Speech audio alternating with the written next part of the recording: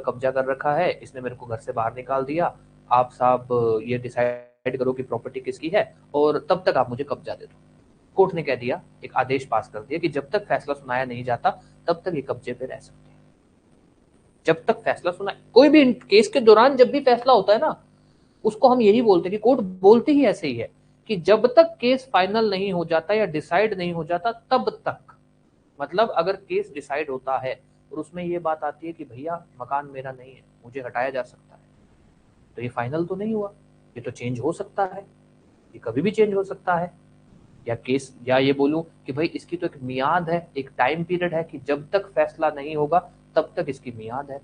इसीलिए बोला जाता है कि केस के दौरान, हालांकि मैंने यहाँ पे लिखा इंटरिम डिसीजन इसलिए ताकि आप लोग रटी रटाई बात पे ना चले जाओ, interim order, इंटरलॉक्यूटरी order, temporary injunction, ये सब जितने भी हैं, इसीलिए हम इनको डिक्री नहीं बोलते। क्यों? क्योंकि ये फाइनल नहीं होते सर, ये subject to decision of court, court का जो फाइनल फैसला आएगा उसके हिसाब से होंगे। ये रहेंगे या नहीं रहेंगे इनका कुछ नहीं पता, कोर्ट का क्या फैसला आएगा वो। चलो आ जाओ, अभी कोई भी डाउट हो तो पूछ लेना, एक बार मैं आपको फटाफट एक बार मोटा मोटी बता दूं, फिर कोई भी डाउट रहे तो पूछ लेना। Formal in nature, adjudication, conclusive, adjudicate parties. अब आ जाइए अगली लाइन, ठीक है।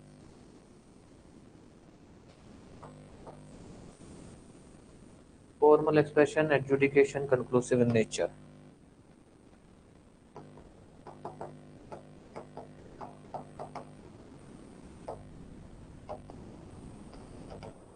अब आ जाओ, हम उसी फैसले को डिक्री बोलेंगे जो फैसला केस की पार्टीज, ध्यान देना हमने ये बात बोली है राइट्स ऑफ पार्टीज, हमने ये नहीं बोला राइट ऑफ एनी पर्सन,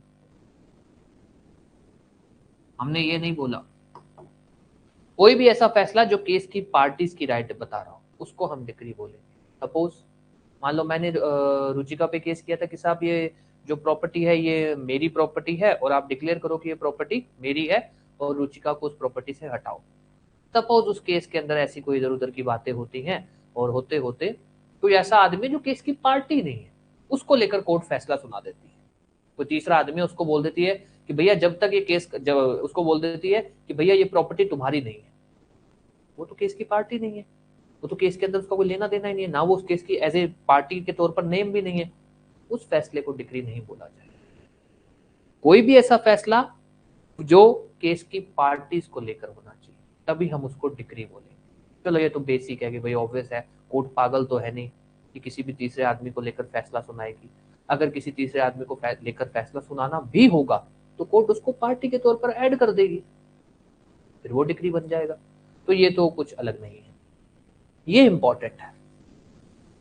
वो डिसीजन सब्सटेंटिव राइट्स बताना चाहिए पार्टीज की, क्या बनाना चाहिए? सब्सटेंटिव राइट्स, जिसको आप बोल सकते हो पार्टीज के जो लीगल राइट्स है। कोई भी ऐसा फैसला के डिसीजन जो पार्टीज के प्रोसीजरल राइट्स बता रहा है। साहब प्रोसीजरल राइट्स के अंदर हम क्या बोल सकते हैं? सर प्रोसीजरल राइट्स के अंदर मतलब ये है कि भाई मान लो पार्टी कोर्ट में अपीयर होना चाहती है और कोर्ट बोल रही है आज नहीं अपीयर होना, कल वो कह रहा है ऐसे कैसे, मेरा अधिकार है, मेरा केस चल रहा है। कोर्ट कह रही है ये आपके मतलब जो सीपीसी का जो प्रक्रिया है उसके अंदर हम चाहे तो पार्टी को बुला सकते हैं, चाहे तो हम नहीं बुला सकते, वो प्रोसीजरल राइट्स है। कोई भी ऐसे राइट्स जो सीपीसी को लेकर, सीपीसी के अंदर हम जो राइट्स पढ़ रहे हैं, पार्टी कब आ सकती है, पार्टी कब नहीं आ सकती है, सम्मान को लेकर अधिकार है, सम्मान को लेकर जो राइट है, उसके अलावा एडजर्नमेंट को लेकर जो अधिकार है, ये प्रोसीजरल राइट्स है जो केस की प्रक्रिया के दौरान जो राइट्स होते हैं कि ऐसा कर सकते हो, नहीं कर सकते हो, एडजर्नमेंट मिलेगा नहीं मिलेगा, वो प्रोसीजरल राइट्स। प्रोसीजरल लॉ के अंदर जो आपको राइट्स दिए गए हैं वो प्रोसीजरल राइट्स, इसकी बात नहीं हो रही।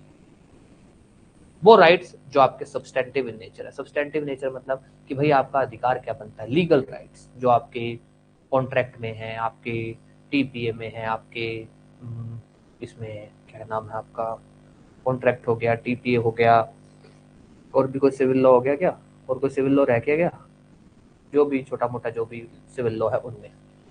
अब इसमें एक एग्जांपल आप लोग बताना,